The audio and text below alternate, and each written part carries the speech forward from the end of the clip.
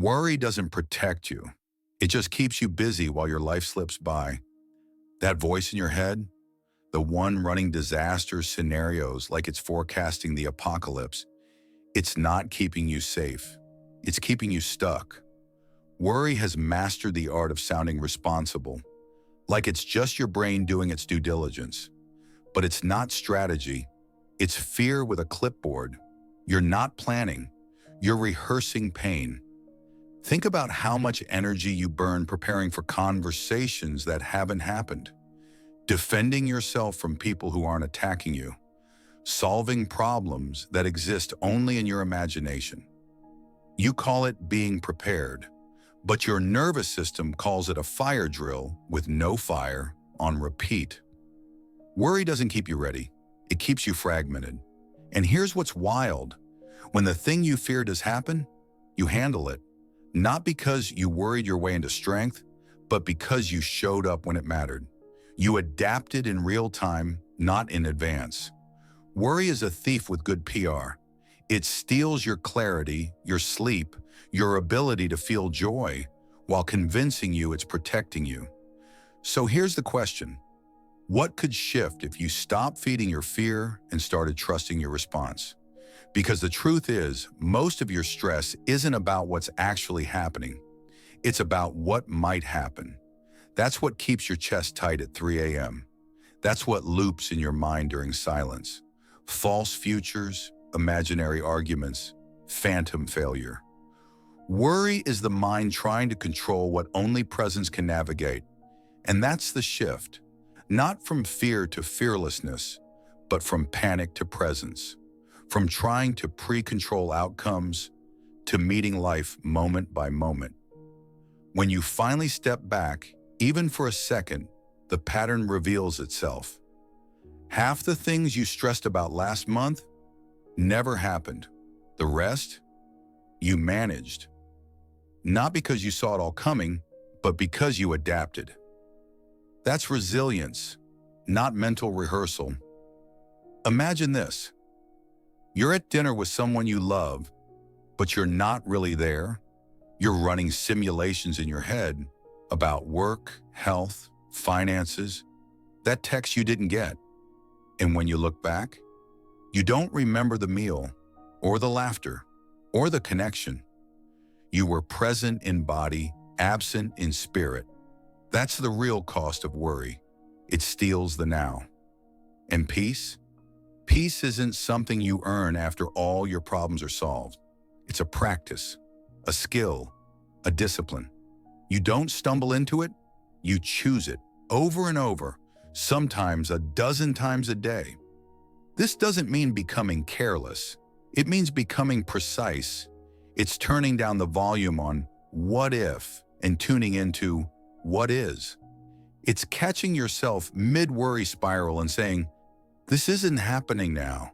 This is a story, and I don't have to keep reading it. You start becoming the kind of person who doesn't need to control every outcome because you trust you can handle whatever arrives. And something radical begins to happen. You stop rushing. You stop over-explaining. You stop micromanaging everything and everyone. Instead, you move with calm. You speak with weight. You act with presence. And that's the kind of energy people remember. Not panic, not chaos, but grounded clarity. Worry will still knock, but now you know.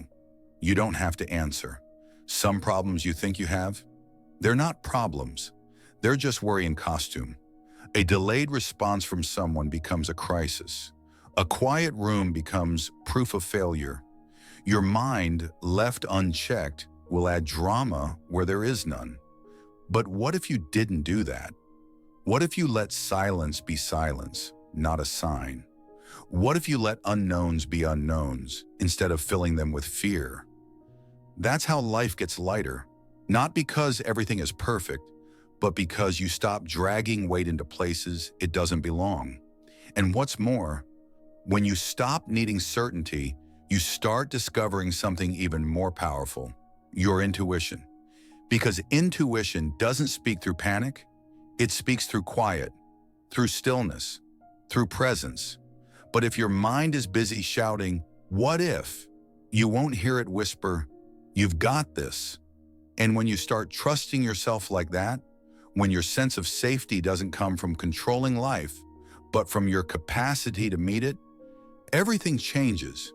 You take better care of your body because you're not burned out from overthinking. You show up more fully in your relationships because you're not split between 100 imagined futures. You handle discomfort with grace because you're not already worn down from fearing it. And the people around you, they feel it too. You stop radiating tension.